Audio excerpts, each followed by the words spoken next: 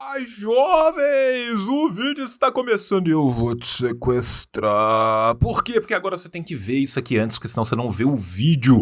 E lembra que isso aqui é um canal de YouTube, gente, então mete o sininho, comenta, compartilha no Twitter, compartilha no Instagram e já segue.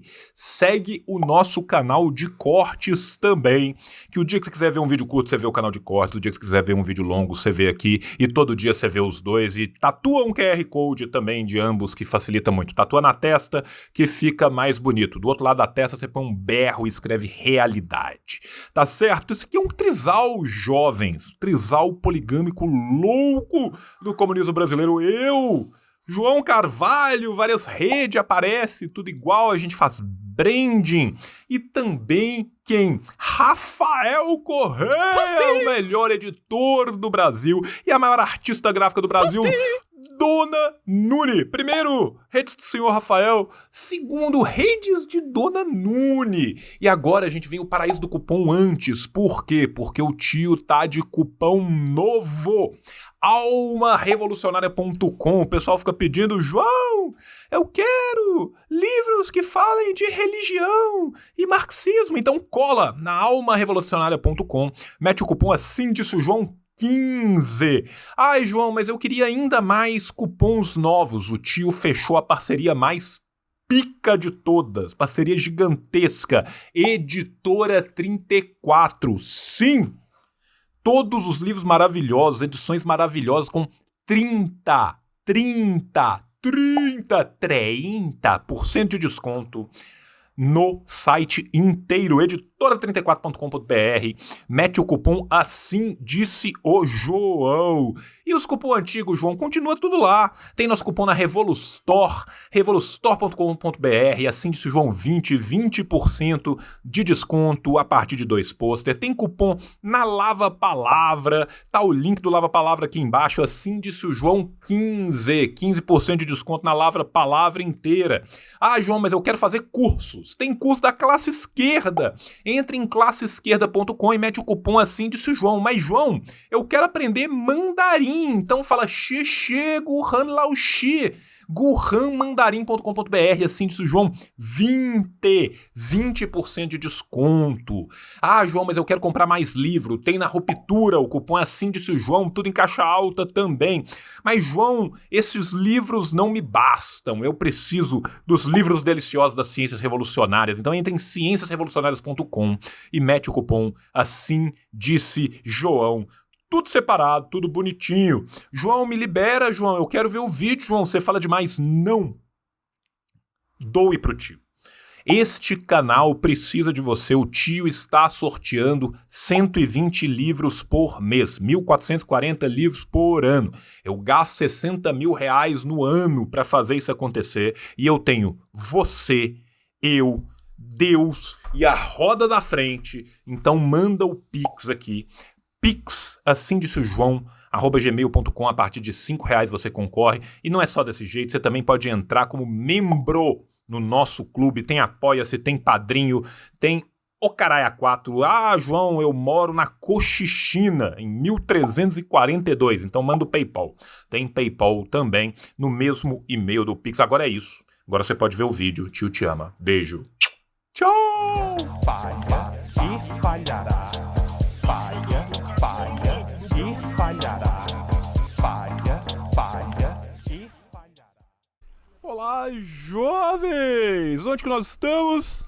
Estamos no Brasil! Quem está no Brasil? Você. E o Zubumafu! Mais uma live 100% freestyle! Estamos aqui no Brasil, né? Até agora nós estamos aqui com 1 hora e pouco de live, mas quase 1 hora de react deve rolar. Vão faltar só 12 horas, né, pra gente terminar de trabalhar. Sejam todos muito bem-vindos, sejam todas muito bem-vindas, sejam todos muito bem-vindos e sejam sempre bem-viados. A Preta tá ali no tapetinho.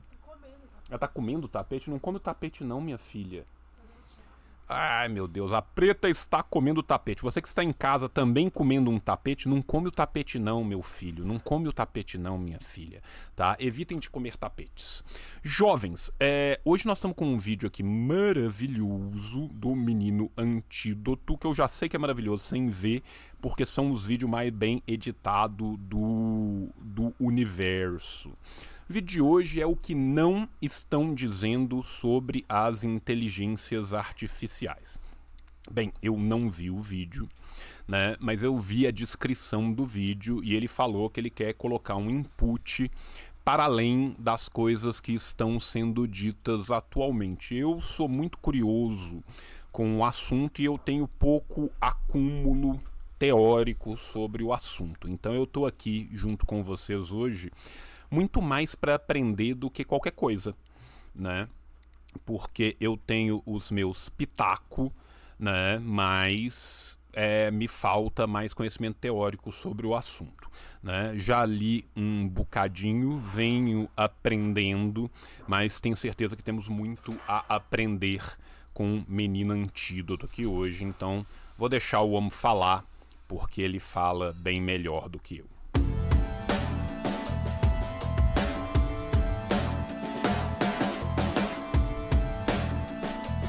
É uma cadeia produtiva completa, né? Roteiro, edição, música, narração. Cara, o homem é muito brabo, né, velho?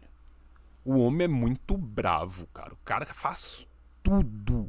Faz tudo. Esse homem sabe tudo e mais um pouco.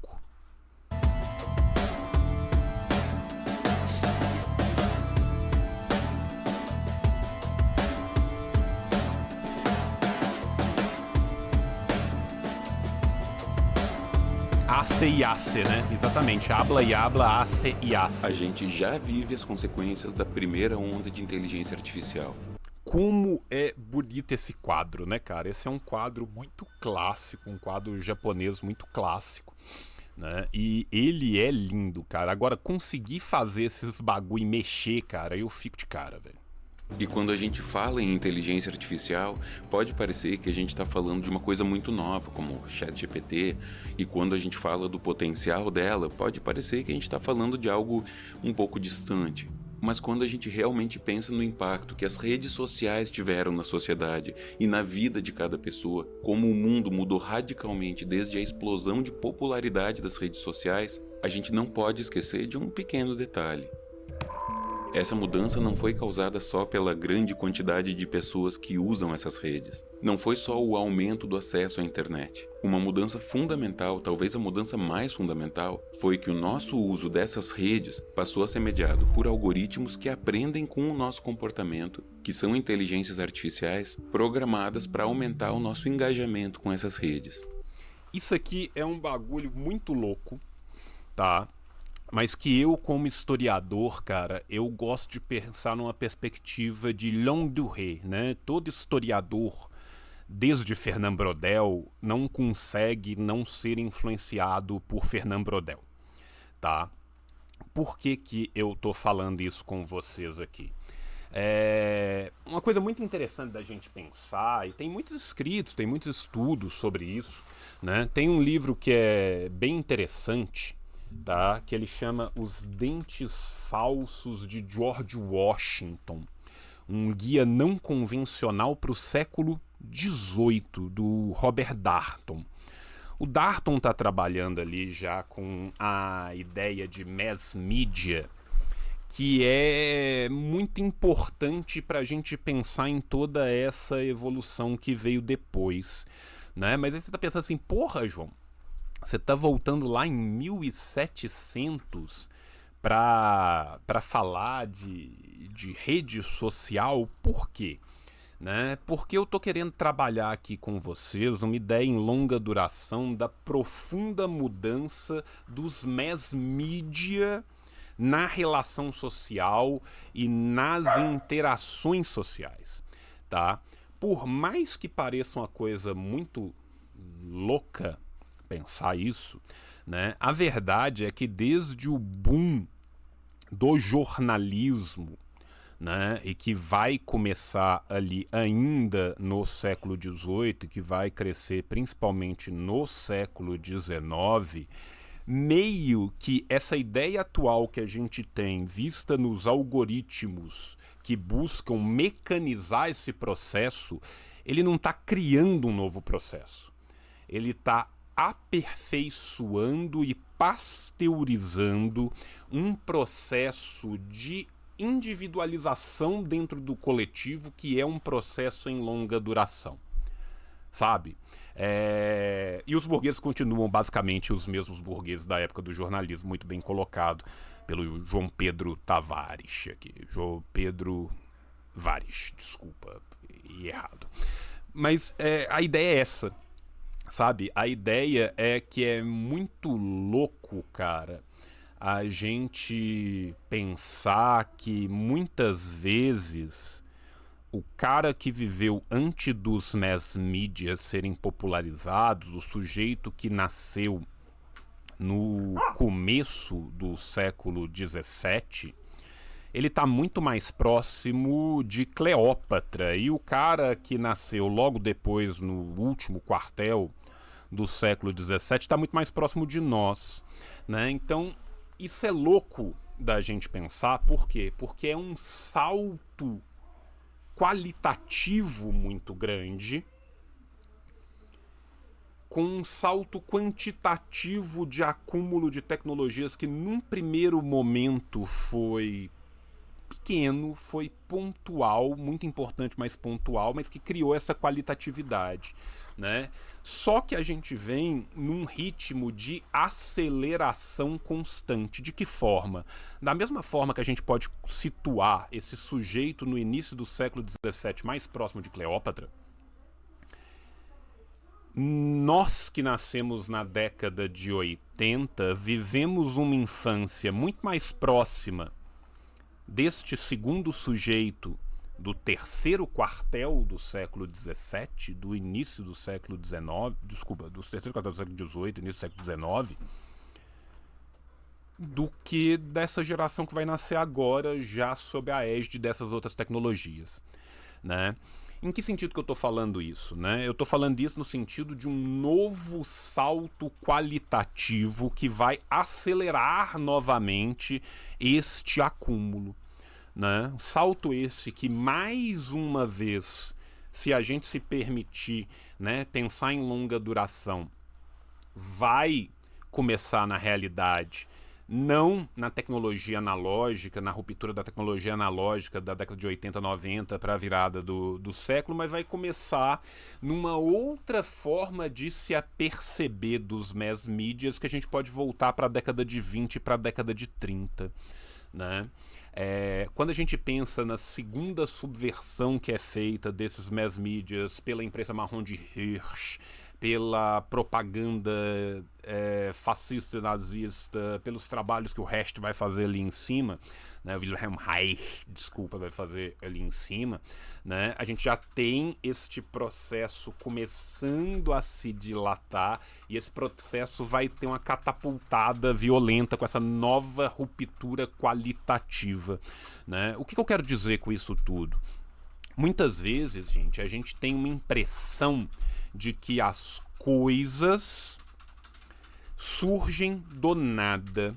A gente tem uma impressão da história que é muito dependente de uma historiografia lá do século XIX, de uma historiografia rankiana, pré-Michelet, que a gente pensa assim, o sujeito tem um momento de ruptura onde ele dorme medieval e acorda renascentista.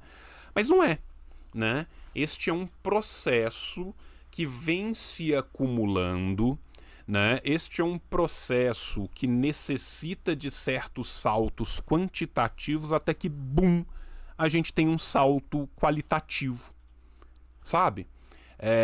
Nesse sentido, assim, eu acho que a gente está diante de um novo salto qualitativo, né? E as gerações que estão, as nossas gerações, né, eu de uma geração mais antiga do que boa parte de vocês e tal, né, a gente às vezes tem uma dificuldade de se aperceber do salto nessa duração.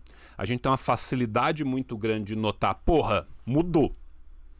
Mas a gente tem dificuldade de compreender que houve um acúmulo de bases materiais para a gente se aperceber desse salto. Acho que foi uma divagação muito louca e filosófica, e espero que ela tenha feito sentido para vocês. E aí eu aperto o botão errado e nada acontece. Ou seja, a primeira onda de inteligências artificiais já modelou o mundo como a gente vive hoje. Modelou a política, a comunicação, a economia, a forma de nos relacionarmos uns com os outros e a forma como vemos o mundo. Ou seja, basicamente ele falou tudo o que eu falei de uma forma muito mais prática em 12 segundos. Lá no século XIX, o Charles Baudelaire falou que o maior truque já realizado pelo diabo é nos convencer de que ele não existe. Da mesma forma, a gente pensa nas inteligências artificiais como algo que está por vir, mas o crescimento do negacionismo, das fake news, das bolhas de informação da extrema-direita, da precarização do trabalho, dos problemas de saúde mental e das contas bancárias de meia dúzia de bilionários do Vale do Silício são várias cabeças dessa mesma medusa que já está aqui. É isso. É isso. Ele conseguiu resumir de uma forma inteligente o que eu falei de uma forma burra, né? Este processo que a gente percebe-se dele a partir de uma ruptura qualitativa, ele é um processo de acúmulo quantitativo em média e longa duração. E embora todas essas coisas sigam a lógica do sistema econômico vigente antes dessa primeira onda de inteligências artificiais, as novas tecnologias contribuíram muito para que cada uma dessas coisas crescesse mais e mais rápido. Presta atenção como é que ele fala, né? Da mesma forma que isso segue a lógica da produção do sistema, ou seja, da mesma forma que a superestrutura é definida pela infraestrutura, da mesma forma que o modo de produção define a superestrutura também, nas suas mudanças, é capaz de qualitativamente sobredeterminar o modo. Tá? Olha que loucura isso, né? O que nós estamos falando? Nós estamos falando de uma máquina que se retroalimenta, né? A produção e a reprodução de um modo de produção, eles tendem a expandir este modo de produção até que haja uma ruptura, sendo Caetano velocístico ou não. Elas não transformaram o sistema em que elas estavam, elas amplificaram o sistema. Bingo. Bingo. Este homem sabe, né, cara? E a análise materialista é uma coisa muito linda, né, cara? Não é magia, é tecnologia, né? Como diz o nosso querido menino Lucas, né? O marxismo é ortodoxo em relação ao seu método, né? Então, se as inteligências artificiais podem não ser em si um problema, elas andam de mãos dadas com 3 problemas que são muito grandes e que precisam ser resolvidos com urgência. Capitalismo, capitalismo e capitalismo, né? Eu consigo, gente, chegar até 2 minutos de um vídeo sobre qualquer coisa que envolva tecnologia sem citar o Marx e os Grundrisse? A resposta é óbvio que não, né? Eu tenho que colocar o áudio do Andrezão, né? É claro que não, para poder colocar isso aqui, né? Por que a gente vai voltar lá nos Grundrisse? Por que a gente vai voltar lá no Marx? Porque, gente, tecnologia não é boa, tecnologia não é má, tecnologia é. O uso que se faz do avanço da tecnologia é obviamente definido em sua última instância pelas suas condições materiais, tá? O que isso significa dizer? Isso significa dizer que o mesmo avanço tecnológico pode ser usado para mitigar ou aumentar a exploração do homem pelo homem. Se a gente está sob a égide de um sistema que parte do pressuposto da exploração do homem pelo homem, adivinha se a tecnologia nele vai ser usada para aumentar essa exploração, né? Então é por isso que Habermas é burro.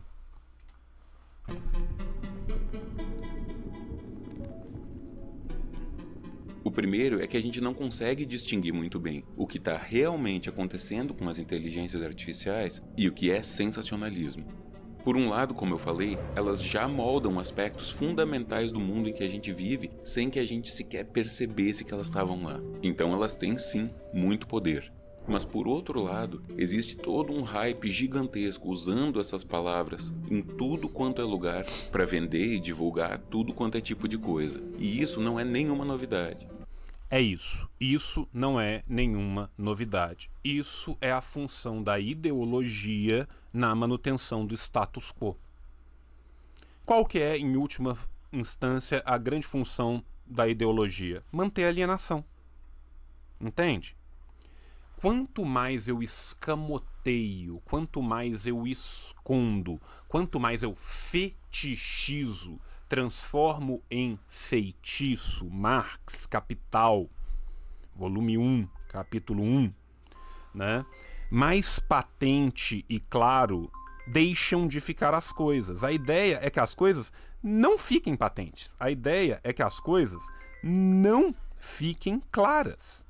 Tá? A ideia é precisamente esconder aquilo que está acontecendo de verdade para que as pessoas não se apercebam daquilo e se continue a manipulá-las. They live. Sempre que tem alguma inovação tecnológica ou científica que vira moda, ela começa a ser associada com tudo quanto é tipo de coisa para enganar as pessoas. Nos anos 60, em meio à Guerra Fria, a corrida espacial era uma febre, e choveram charlatões que vendiam terapias e curas e segredos cósmicos e pseudociências de deuses astronautas e todo esse tipo de enganação. Eram os deuses astronautas? Não. Você é eurocêntrico e babaca. Tá? Os deuses não eram astronautas. Você que é um corno coach eurocêntrico do caralho, tá? Como que parte este pressuposto do eram os deuses astronautas? Bem, gente marrom construiu coisas absurdas no passado? Não pode, né? Não pode, né? Então o que a gente faz? A gente cria uma teleologia. O que é a teleologia? É eu explicar o passado pelo futuro depois que eu já sei o futuro. Tá? É o que o Nabii fazia no período dos reis, né? No mundo semítico, que é o vaticínio ex evento. Vaticínio depois do evento. É profetizar aquilo que já aconteceu. Eu pego um sumerograma que eu não entendo e que tem um desenho de algo que pode se parecer com uma nave espacial. Então eu chego como engenheiro de obra pronta, como esse é o desenho que eu conheço de uma nave e falo, olha, eles eram tudo alienígena e isso aqui é uma nave, porque gente marrom é incapaz de construir coisas, né? É isso. Nos anos 90, clonaram uma ovelha, chamada Dolly, e no começo do novo milênio... Dolly Guaraná, Dolly Guaraná, Dolly, Dolly, Dolly, Dolly, Dolly... terminaram de mapear o genoma humano. Pronto, veio uma onda gigantesca de charlatanismo envolvendo tudo quanto é palavra que se associasse a genética, genoma, clonagem. E também o Guaraná Dolly. Oi, pessoal, sou o Dolinho. Seu amiguinho. Vamos cantar? Dolly, Dolly Guaraná, Dolly, o melhor! Conforme se foi aprendendo mais sobre física quântica e sobre como aplicar essa física em algumas tecnologias, pronto, já apareceu cura quântica, coach quântico, todo tipo de charlatanismo quântico que você possa imaginar. Por quê? Porque toda e qualquer sociedade terá o seu charlatanismo. Terá aquele que se torna o religioso profissional, né? Enquanto uns choram, outros vendem lenços, né? A gente pode pensar isso na antiguidade, na Mesopotâmia, a gente pode pensar isso no Velho Oeste, onde o cara passava com a sua carroça de cidade em cidade, vendendo loções mágicas que curavam tudo, e depois que ele terminava de vender, ele falava, vocês têm que tomar isso por 7 dias para dar certo, e ele ia para a próxima cidade. Depois de 7 dias ninguém acha mais, né?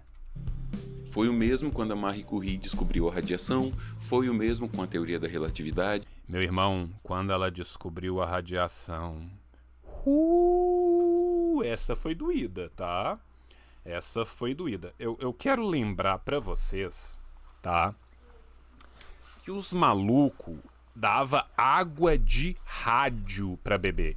Água radioativa pra beber e ficar melhor, tá? Eu recomendo que absolutamente ninguém, tá?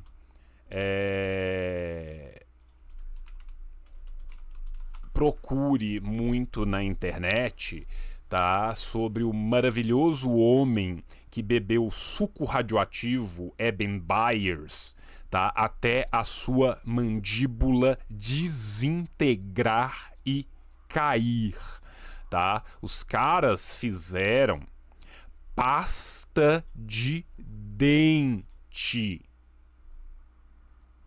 Pasta de dente radioativa. João, você tá de brincanagem com a minha cara. Não, eu não tô. Tá aqui a foto da pasta de dente radioativa, tá? Radioactive Zahncreme, tá? Não vou nem te contar o que acontece. O roteiro é sempre parecido. Palavras impressionantes aparecem na mídia, nas conversas de boteco, de salão, e versões abstratas dessas ideias com as palavras-chave povoam o imaginário das pessoas. Inteligência artificial são as palavras da vez. A indústria da tecnologia lucra muito a partir da especulação e, segundo explica o jornalista que estuda os aplicativos Cory Doctorow, a forma como essa indústria costuma operar é uma merdificação das plataformas. Essa palavra é dele, não é minha. E ela ocorre em 3 passos. Antes dele explicar pra gente, eu só quero lembrar pra vocês, gente, que capital especulativo é esquema de pirâmide. Tudo que você precisa ter é uma ideia idiota e idiotas maiores do que o primeiro idiota que teve a ideia idiota. Se você consegue convencer outros idiotas ainda mais idiotas a comprar a sua ideia idiota, eis que o idiota no topo da pirâmide lucra, até um momento que a pirâmide colapsa. Isso vem funcionando, esse tipo de esquema, desde que o homem é homem. Primeiro, elas são boas para os usuários. Oi, Ea Nazir, né? Vou vender cobre de baixíssima qualidade. O que o cara vai fazer? Vai me mandar um mensageiro? Eu mando o mensageiro tomar no cu. Então, desde Ea Nazir, o 171 original, tá? Tem muito Naíbe Bukaki queimando as reservas de El Salvador. Usuários. Depois elas deixam de ser boas para os usuários para ficarem boas para os parceiros de negócios, como por exemplo os anunciantes. Por fim, elas ficam ruins para todo mundo e só se preocupam com ganhar o máximo de dinheiro, tirar todos os ovos da galinha dos ovos de ouro e daí elas morrem. Pensa, por exemplo... Mas se der tudo certo, você consegue vender ela por bilhões para um idiota herdeiro de mina de esmeralda. E aí, um segundo bilionário pode, por exemplo, contratar todo mundo que esse idiota demitiu para criar algo literalmente igual integrado em outra rede. Tô criando aqui um exemplo hipotético, gente, tá? Um exemplo bastante hipotético para que vocês consigam, sei lá, elocubrar algo no mundo real. Exemplo no que aconteceu com o Facebook. No começo, os usuários gostavam muito de usar e ele de fato oferecia alguns serviços que outras plataformas não ofereciam. Depois começaram a aparecer anúncios invasivos, as suas publicações foram perdendo alcance, mas para quem anunciava ou para quem comprava dados para manipular as pessoas, ele funcionava muito bem. Mas fica tranquilo, gente, que nesse exemplo hipotético, com certeza, o segundo bilionário não tem nada a ver com o Facebook. Tá? Eu quero que vocês fiquem bem tranquilos, tá? Fiquem super tranquilos que em nada tem a ver este segundo bilionário com nada disso que ele tá mostrando aqui. Então pode ficar tranquilo. Hoje em dia, ele é o cemitério da comédia, da política, da estética e continua ganhando dinheiro, vendendo sempre a promessa da próxima grande revolução da tecnologia. Você lembra dos otários comprando lote no mundo virtual cagado do Marquinhos? Vocês lembram disso, gente? Tá? Porque teve muita gente que comprou lote, terreno no metaverso.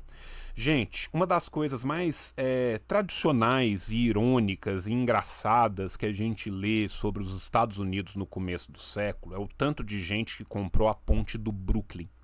Tá? A ponte do Brooklyn é uma ponte grandona, uma ponte bonita, ela aparece em várias séries. How I Met Your Mother, né? Os caras encontram de novo, se eu não me engano, é na ponte do Brooklyn depois de um tempo, ou é Friends, não sei, que os caras encontram depois de um tempo na ponte do Brooklyn. Enfim, a ponte do Brooklyn é muito famosa. O que acontecia? No começo do século, a galera vendia a ponte do Brooklyn, vendia a Torre Eiffel. Depois disso, eles venderam terreno na Lua, venderam o terreno em Marte, e agora venderam muito terreno no metaverso, né? O que tem em comum em todos esses rolês? Que todo dia tá saindo de casa um bilionário hipotético e um otário hipotético, né? E aí quando ele se encontra, dá match no Tinder. Há menos de 2 anos, eles mudaram seu nome para Meta e prometeram que o metaverso ia revolucionar a internet da mesma forma que as homepages revolucionaram nos anos 90. Gente, quem aqui já jogou PlayStation 3, principalmente no começo do PlayStation 3, tinha um lounge do PlayStation 3, tá? Um amigo nosso comprou o PlayStation 3 quando lançou, e foi todo mundo pra casa dele pra jogar o PlayStation 3. Aí tinha um lounge no PlayStation 3 que aparecia uns cabeção e era horroroso. A PlayStation Home, obrigado. Era horroroso. Era uns cabeção horroroso, tá? E aí, meu irmão, o meta é basicamente a PlayStation Home 15 anos depois, ainda piorada. Os caras conseguiram fazer um rolê ainda mais capenga, ainda mais pau murcho do que era a PlayStation Home, e teve vários deslumbrados que falaram: porra, meu, isso é o futuro, meu. Eu conversei com o Clá, eu conversei com o Fê, eu conversei com o Ri, e todos eles, meu, de jaqueta puffer, sabe, com muitos investimentos na XP. E nós chegamos à conclusão, meu, que nós vamos meter uma chocolateria gourmet no metaverso, meu. Já compramos vários terrenos, vai ter fazendinha de cacau, vai ter fábrica de processamento, e nós vamos fazer o MetaChox, meu. MetaChox, meu. Tá? Então, é isso. Vai dar certo sim, fera, confia. Daí muita gente investiu dinheiro nisso e, bom...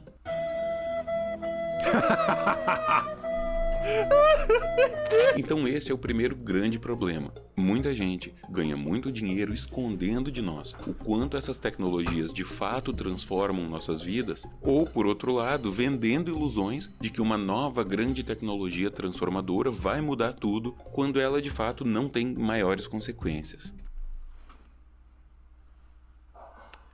Valeu, Apolo, né? O homem consegue ir além, né? Eu tinha falado isso há 32 minutos de react atrás e o homem já tá indo muito além. É espetacular, cara. Se vocês não seguem o Antídoto, segue agora. Pausa o vídeo, vai no canal dele e segue ele. Eu tô esperando. Ok, vamos continuar.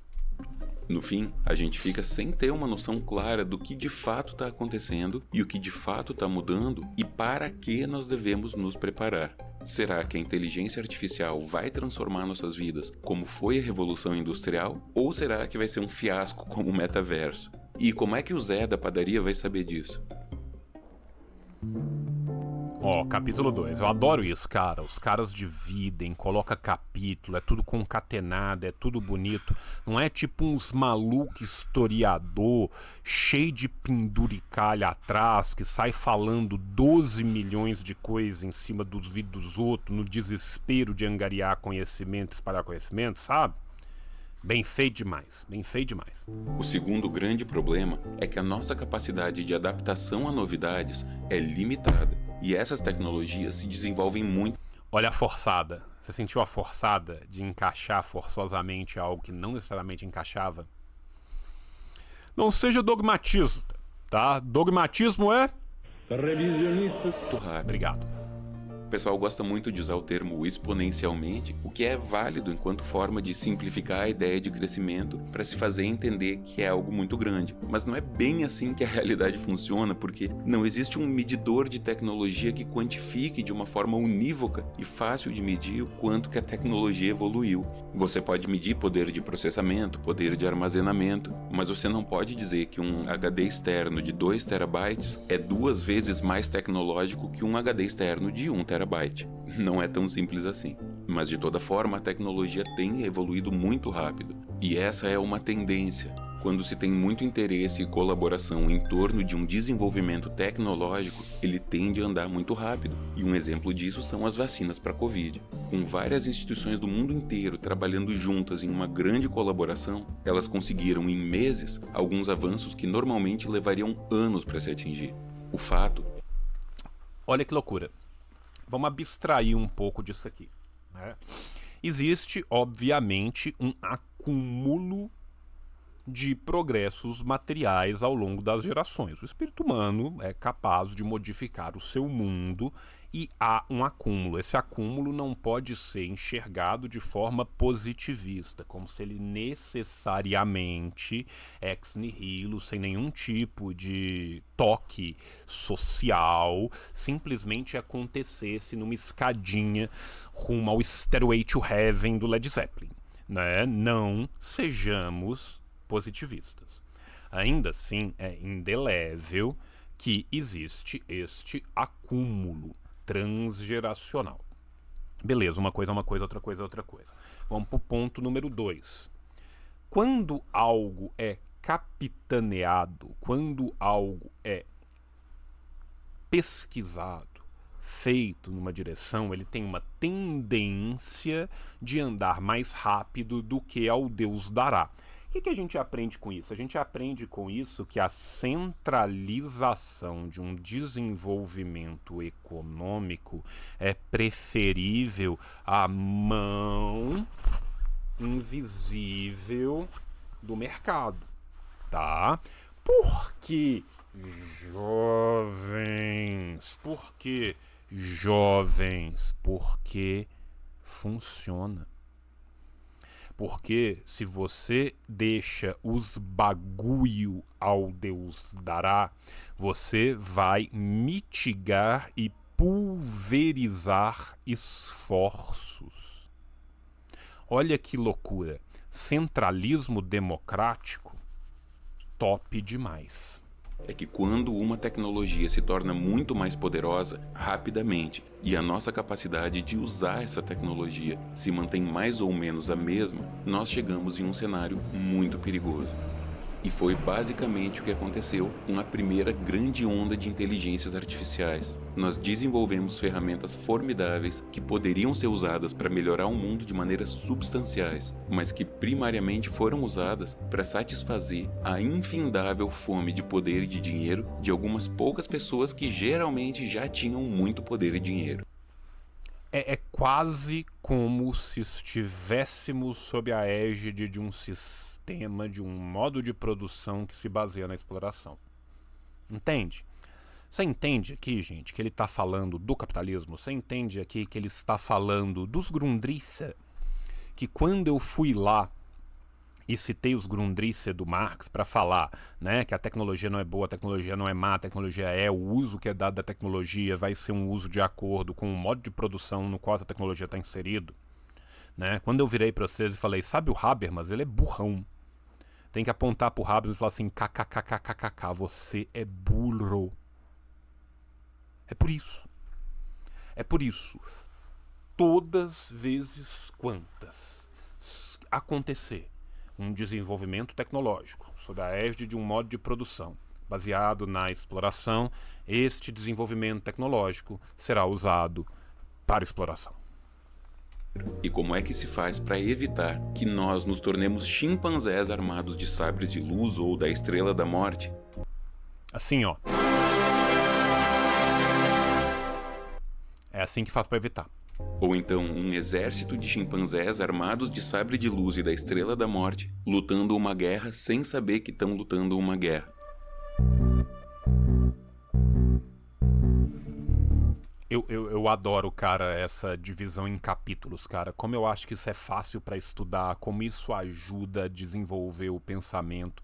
Sabe, assim, eu consigo imaginar, cara, os professores usando isso com os meninos do 2º grau. Eu consigo imaginar os professores universitários podendo usar isso, cara. É um trabalho maravilhoso, velho. É um trabalho maravilhoso, cara. E assim, né, velho? Olha pra você ver que doideira, né? A precarização do trabalho faz com que um homem que provavelmente tivesse ele nascido na década de 50, na década de 70, teria feito rádio e TV e estaria trabalhando, produzindo algo muito pequeno, seccionado dentro de uma televisão qualquer ou dentro de uma rádio qualquer, seja forçado a virar a sua própria cadeia produtiva completa. O que muitas vezes permite a subversão de um aparato ideológico para que ele faça isso. Eu talvez tivesse nascido num outro momento com mais oportunidades dentro de faculdade, teria virado professor numa faculdade qualquer e estaria falando para 30 pessoas por semestre em vez de falar para 3 milhões. Entende? Que loucura, né? Então a gente tem que se apropriar dos aparatos ideológicos, você entende? Essa é uma apropriação das tecnologias. Essa é uma apropriação da técnica para que ela sirva ao nosso campo, para que ela sirva a todos nós, para que o conhecimento não se torne um apanágio, né, para que o conhecimento não se torne uma ferramenta secreta na mão de poucos, né? Então foda-se a sua torre de marfim, nós vamos quebrar essa merda na base e vai entrar todo mundo dentro. O terceiro grande problema é que nós não costumamos entender exatamente qual é o nosso papel enquanto indivíduos e enquanto sociedade perante essas tecnologias. As empresas que criam essas super máquinas sabem dos riscos que elas oferecem e várias pessoas dentro dessas empresas estão preocupadas com as possíveis consequências. Mas dentro do sistema em que a gente vive, o principal propósito dessas empresas Lucro! É gerar lucro para os acionistas e não necessariamente beneficiar os interesses da sociedade. É isso, gente. Outra coisa que é muito importante que ele está tocando aqui, né, sem falar diretamente, não é uma questão moral, tá? Isso não é uma questão moral. Moralidade não passa nem perto do que está acontecendo. Função precípua do capital é reproduzir o capital. Ele precisa de gerar lucro e ele precisa de gerar lucro sobre lucro. Não é só gerar lucro, é gerar lucro sobre lucro. Tá? Lucro para o capitalista só é lucro se ele é lucro sobre lucro. Se você tem lucro uma vez e não tem a segunda vez, você perdeu. Se você tem lucro, mas você teve menos lucro da última vez, seu lucro diminuiu. Mesmo você tendo um acúmulo positivo de lucro no final de 2 anos. Ou no final de 2 períodos a serem mensurados, tá? Então o lucro tem que ser crescente. O lucro precisa ser uma espiral. Por quê? Porque essa espiral tem que cobrir tudo. Porque uma vez que o homem se torna mercadoria, tudo potencialmente já o é. E quem está falando isso não sou eu. São várias pessoas que trabalharam nas divisões de inteligência artificial dessas empresas, Meta, Google, Microsoft, e saíram delas. Veja, por exemplo, o que diz o Geoffrey Hinton, ex-liderança de IA do Google e amplamente considerado o pai das inteligências artificiais. So, a lot of the people in the big companies, all the people I know who are senior in the big companies are very worried about this and do put work into that. They're very concerned about it. But they have an obligation to their shareholders, and making big profits, particularly in the short term, doesn't align nicely with putting a lot of effort into making sure it's safe. So you see this in all industries. In the railway industry in the States, having safety devices that tell you when a wheel's locked cost money, and the big rail companies just rather have accidents than do that. Desde sempre. Desde sempre. Foi muito irônico que ele tenha escolhido o exemplo das companhias ferroviárias, gente, porque a primeira agência reguladora da história deste planeta foi a agência reguladora das ferrovias, dos Estados Unidos, ainda no final do século XIX. E aí você se pergunta, então essas agências reguladoras foram criadas para evitar crimes ambientais, para evitar que terras dos povos originários fossem tomadas, para evitar acidentes, para facilitar a organização dos trabalhadores? É óbvio que não. Elas foram criadas para ser uma bancada de negócios da burguesia. Elas foram criadas para lotear entre os Rockefellers e outros bilionários quem ia explorar o quê. E foram criadas também para criar um falso verniz de democracia burguesa em cima de uma ilha gigantesca de autoritarismo burguês, né? Em última instância, elas servem para manutenção e agudização do próprio capital, tá? Então os caras estão um pouco se fudendo, os caras só vão fazer as coisas quando eles são obrigados com muita dor e muita pressão. Obrigado a todos os camaradas do Matheus Joy Boy que estão aqui, beijo pro menino Matheus. Quando a gente diz que usa inteligências artificiais, como por exemplo eu utilizei algumas na elaboração... Nós usamos ou somos usados? Ponto de interrogação. Pichado na lixeira do centro. Desse vídeo, nós deixamos passar batida a ideia de que nós fomos usados com as inteligências artificiais. Nós fomos, somos e seremos usados através das inteligências artificiais. Quando você consome um produto, o produto também é você, tá? Pensa, por que o seu Netflix te conhece tão bem? Por que o seu Prime te conhece tão bem? Por que às vezes o seu Netflix, ou seu Prime, ou seu Disney Plus, ou qualquer coisa, te tira do armário para sua família antes de você mesmo? Porque enquanto você consome, você é consumido. Porque o próprio consumo de entretenimento no capitalismo tardio te torna um produto grátis. Inclusive, você está pagando para ser o produto. Muito mais do que nós as usamos. O tanto que a gente usa essas inteligências, comparado com o quanto elas são usadas em nós, sem que a gente sequer perceba, é mais ou menos como o gol que o Brasil marcou no 7-1. Quando nós discutimos apenas o que nós podemos fazer com a inteligência artificial, é como se nós discutíssemos o 7-1 e só falássemos do gol do Brasil. Nós não somos os consumidores, nós somos os produtos, bilhões de produtos, baratos, em uma prateleira gigante. Gente, você vê que, tipo assim, né, é um transmimento de pensação, cara. Recentemente, Cauê Moura e Felipe Castanhari, duas das pessoas mais conhecidas da internet brasileira, foram no Podpah, um podcast muito famoso, falar sobre essas questões. Eles se comunicam extremamente bem, não é à toa que eles são profissionais da comunicação, e eles estavam falando sobre esse assunto com conhecimento de causa. Eles pesquisaram e citaram gente muito gabaritada que entende muito do assunto e que eu também fui pesquisar para fazer esse vídeo, e a entrevista deles teve uma repercussão muito grande. O tom em que eles estavam falando, sobretudo o Cauê, era muito trágico e apocalíptico, e eles repetiram várias vezes, e os entrevistadores também, o quão grande é a possibilidade das inteligências artificiais acabarem com a humanidade, ou acabarem com a dignidade da humanidade. A forma como eles falam pinta quase que uma inevitabilidade de um cenário apocalíptico. Tem hora que a gente tem que romper com o realismo capitalista e manter, né, o otimismo da vontade com o pessimismo da razão, gente. Né? A gente precisa de ponderar isso, entende? A gente precisa de ponderar isso. Sabe por quê, gente?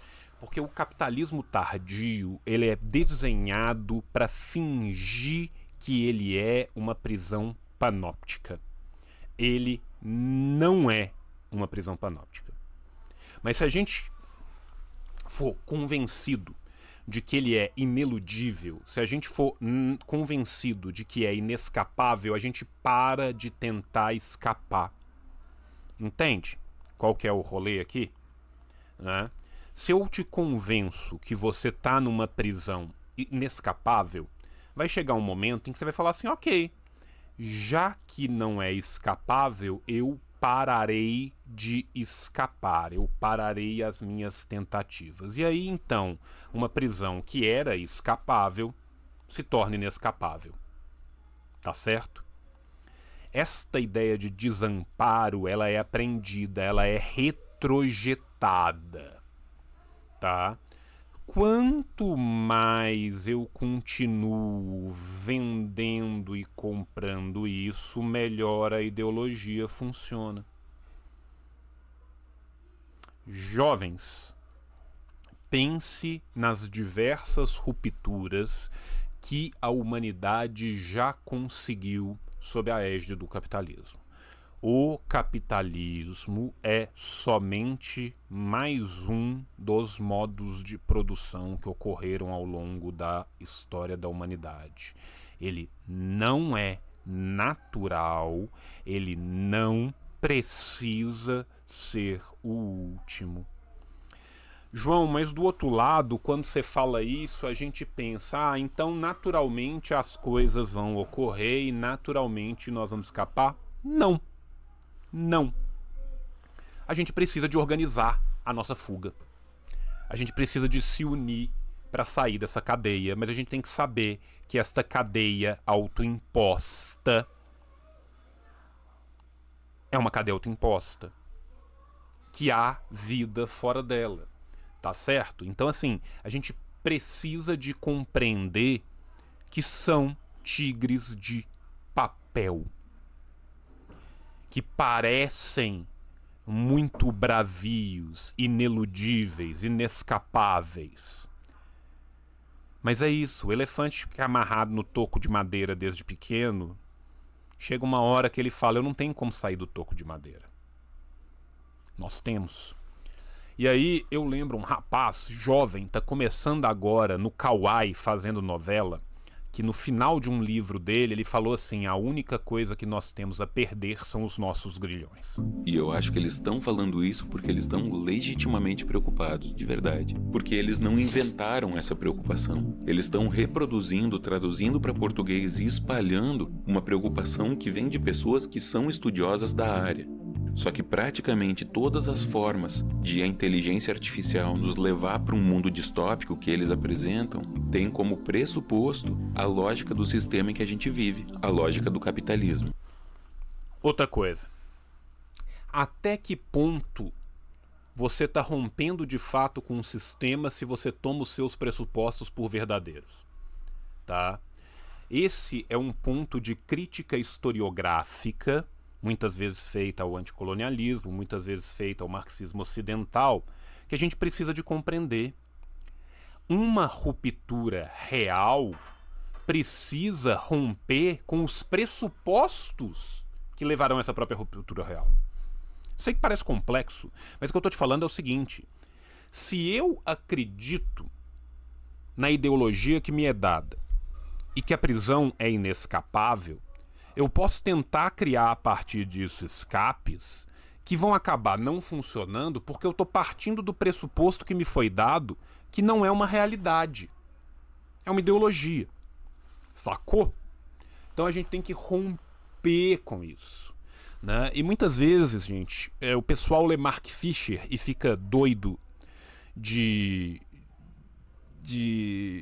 impossibilidades quando o Mark Fisher está esperançando. Quando a gente lê o Realismo Capitalista, a gente vê que, em última instância, ele não está falando aquilo para falar que é inescapável.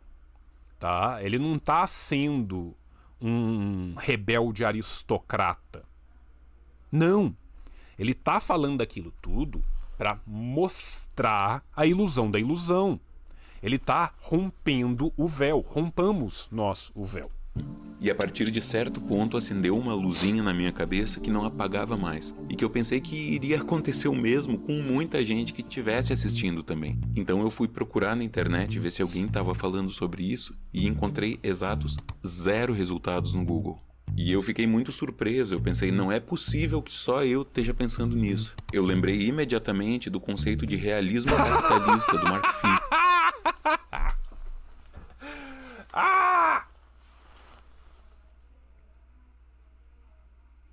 Porra, Apolo tá forte aqui hoje, hein? Menina Apolo tá forte aqui hoje, hein? Gol de Menina Apolo. Tá caralho, meu irmão. Ah, eu pus no mudo. Olha Brilhante. só. Sem querer e cheios das boas intenções, os entrevistados e os entrevistadores deram uma aula sobre o que é realismo capitalista. Segundo o livro Aqui da observação. Capitalist Realism, Is There No Alternative?, publicado em 2009, o capitalismo contemporâneo estabeleceu uma hegemonia tão profunda que tem moldado a forma como nós pensamos, agimos e imaginamos alternativas políticas e econômicas. O capitalismo molda nossa imaginação de tal forma, a gente fica tão afundado na ideologia que a gente começa a acreditar, às vezes até de forma subjacente, que o modelo do capitalismo é o único modelo possível e viável. E a gente se torna incapaz de imaginar outras possibilidades de mundo. É isso, gente. E aí, a gente tem que romper com o eurocentrismo, cara, porque eu quero contar um segredo pra vocês. A gente não precisa de imaginar outras possibilidades de mundo. A gente não precisa de imaginar outras cosmovisões. Elas existem. Elas já existiram e elas continuam a existir. A gente pode construí-las coletivamente uma vez mais. A cosmovisão, a Weltanschauung europeia, capitalista, imperialista e colonialista não é a única. Nunca foi a única. Não precisa de ser a única. Outras cosmovisões existiram, existem e existirão. Cabe a nós reconstruí-las, não é nem construí-las, é reconstruí-las. E daí a gente chega na frase famosa que resume a ideia de realismo capitalista, que é mais fácil imaginar o fim do mundo do que o fim do capitalismo, que é exatamente o que o Cauê, o Castanhari, o Igão e o Mítico passaram a maior parte do tempo fazendo. Então eu não quero dizer que eles estão errados no que eles estão falando, ou então que a perspectiva deles não é válida ou qualquer coisa assim. É só que eu acho um problema a gente conseguir imaginar uma tecnologia nova, disruptiva, capaz de mudar tudo, capaz de extinguir a humanidade, e não conseguir imaginar como uma coisa minimamente possível que ela ajude a destruir o capitalismo como a gente conhece hoje. Dê a ordem, camarada antídoto!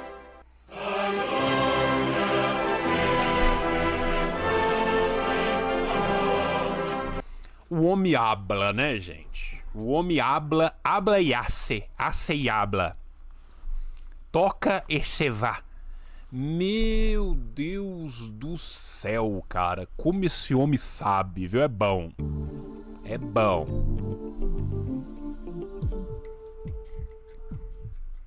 Eu não sou especialista em inteligência artificial, tô Nem muito eu. longe disso. E na verdade ninguém tem muita experiência em lidar com o que as inteligências artificiais são hoje, porque em questão de meses elas se tornaram completamente diferentes do que elas eram. Então ninguém tem anos de experiência em lidar com essas tecnologias e quando tiver, elas provavelmente já vão ser obsoletas. E eu também não tenho bola de cristal para olhar para o futuro. Eu sou historiador e eu consigo olhar um pouco para o passado. E agora eu tô olhando pro Brasil. Gente, contar um segredo pra vocês. Ser historiador, gostoso demais. Gostoso demais. Que profissão deliciosa, velho. Tá? É viciante. Paga mal, mercado é uma merda. É gostoso demais, gostoso demais. Tá? A todos os historiadores eu deixo meu beijo de luz. Beijos de luz, Estevão Ferreira. Antes da invasão que começou em 1500, antes da chegada dos portugueses, quais eram os propósitos dessa terra? Para as pessoas que viviam aqui... O homem vai falar de outras cosmovisões, velho. Puta que pariu, nós estamos pensando as mesmas coisas, cara. Nós estamos pensando as mesmas coisas. Caralho, não é possível, velho. Não é possível, cara. A terra era o local de viver, era onde elas viam o seu sustento e muitos dos seus perigos. Para alguns, a terra era parte da sua cultura, da sua identidade. Para alguns, ela era sagrada, o local para onde nós vamos depois de morrer. E em alguns casos, era até o lugar de onde nós viemos, o lugar de onde surgiu. Não é só sobre terra, né? É sobre território, é sobre outras visões de mundo, né? É sobre o nosso querido Nherandeco, dos nossos queridos camaradas guaranis, para dar apenas um exemplo. Por falar em camaradas guaranis, né? Nós tivemos a alegria de um nascimento, tá? Nasceu a pequena Crimbá, tá? Filha do Cristupã.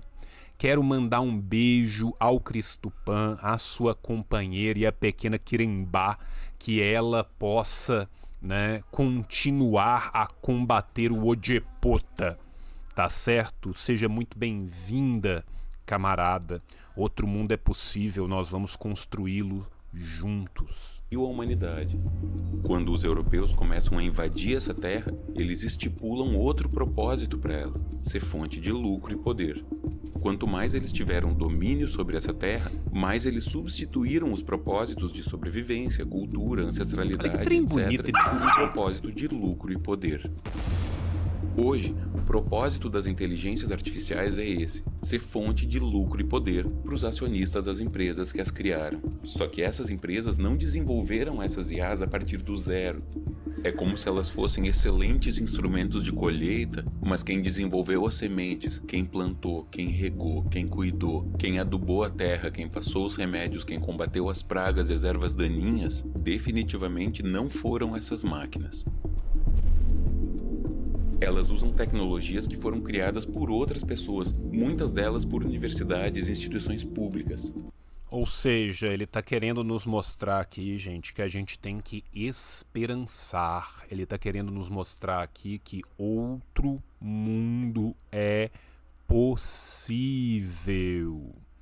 Ele está querendo mostrar aqui que quem produziu isso fomos todos nós, que a gente pode trabalhar menos, trabalhar todos e tomar tudo e dividir tudo. Entende, gente? Ele está querendo romper o feitiço. Elas treinam as suas IAs usando a linguagem, a cultura, os conhecimentos, as descobertas, as obras de arte, as conversas, os livros que foram escritos por bilhões de pessoas ao longo de nossa história. Sem essas tecnologias prévias e sem essa quantidade gigantesca de dados para ensinar as IAs, elas não seriam nada.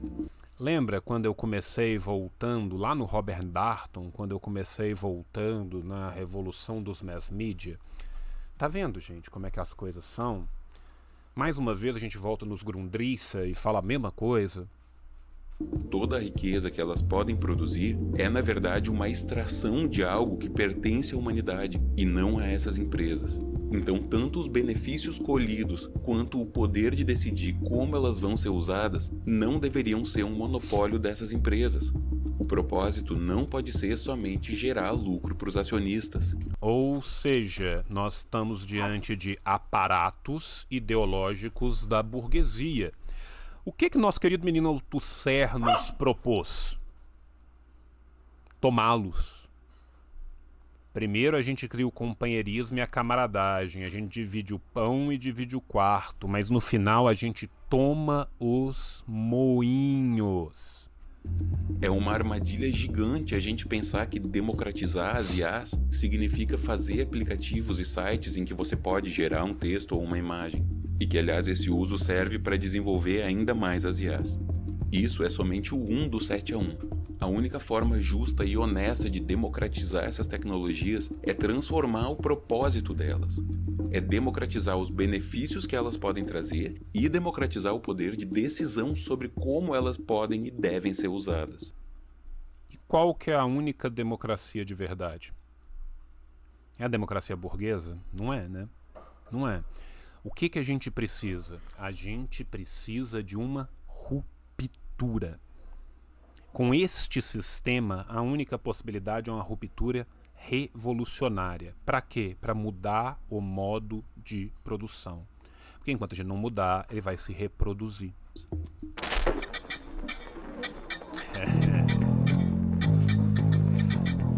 Eu vou pedir que você imagine um cenário hipotético, com números hipotéticos. Imagina que eu sou do... Eu tô começando a suspeitar que esse cenário não vai ser hipotético, esses números não vão ser hipotéticos, mas aqui é só uma hipótese. Uma supótese, né? Uma mistura de suposição com hipótese, tá? Se pá, não vai ser tão hipotético assim. dono de uma grande empresa que produz textos publicitários. Eu tenho uma demanda mais ou menos fixa dos meus clientes e para atender essa demanda eu preciso de 100 pessoas trabalhando 8 horas por dia. Para pagar o salário dessas pessoas, eu gasto R$300 mil. Para pagar os outros gastos da empresa, aluguel, contas, burocracia, uma reserva, As a friend, as you wanted to be. para caso precise, eu gasto mais R$300 mil por mês. Minha empresa ganha em média R$900 mil por mês. Então, descontados os salários e os outros gastos, eu fico com R$300 mil de lucro. Só que agora apareceu uma inteligência artificial que faz com que o trabalho de cada um dos meus empregados aumente sua eficiência e leve metade do tempo para fazer. Nós estamos falando de mais-valia relativa, tá?